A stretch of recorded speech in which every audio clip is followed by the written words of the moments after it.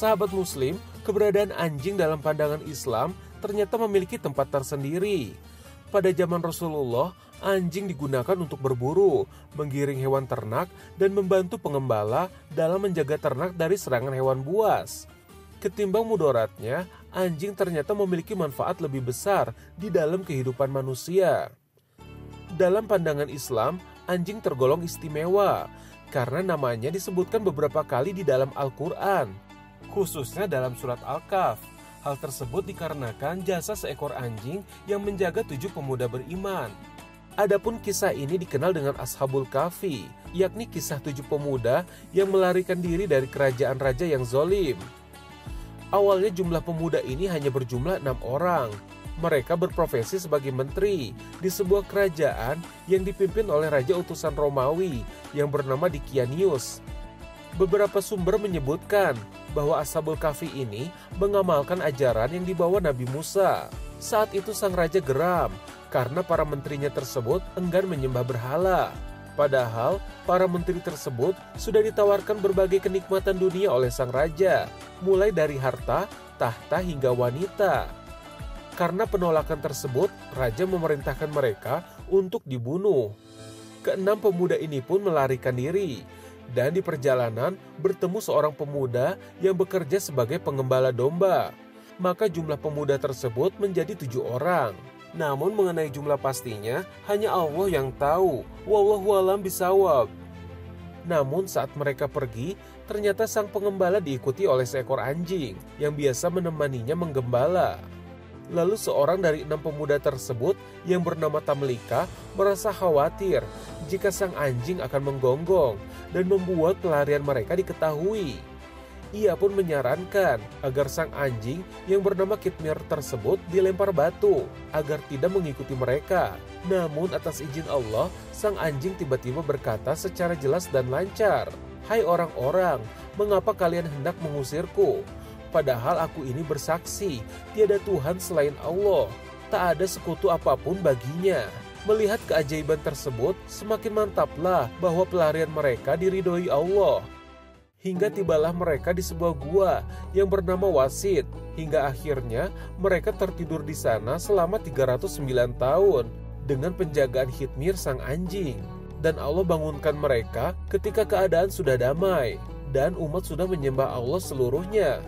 Sebenarnya banyak berbagai versi yang menceritakan tentang Ashabul Kahfi dengan anjing mereka.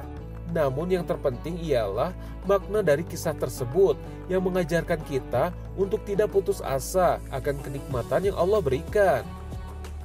Sahabat Muslim, sebetulnya Islam tidak melarang kita umat Muslim untuk memelihara anjing.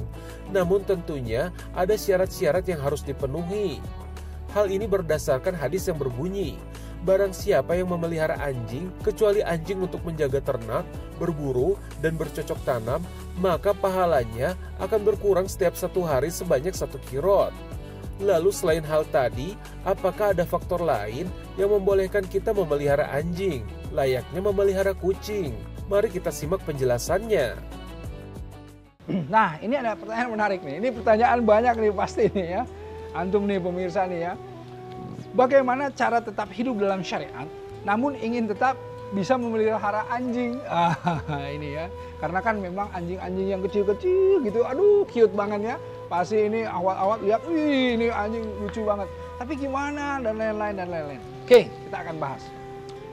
Ada orang yang bilang anjing haram. Siapa bilang? Enggak, anjing nggak haram. Berarti anjing itu dilarang karena apa? Karena najisnya. Tapi anjingnya sendiri tidak haram. Najisnya ada di mana? Di liurnya, di hidungnya, di liurnya, dan kemudian ketika dia ada kemudian ludah atau liur yang kemana-mana, itulah yang jadi najis. Inilah yang menghalangi kita dengan ibadah, dengan sholat, kan begitu.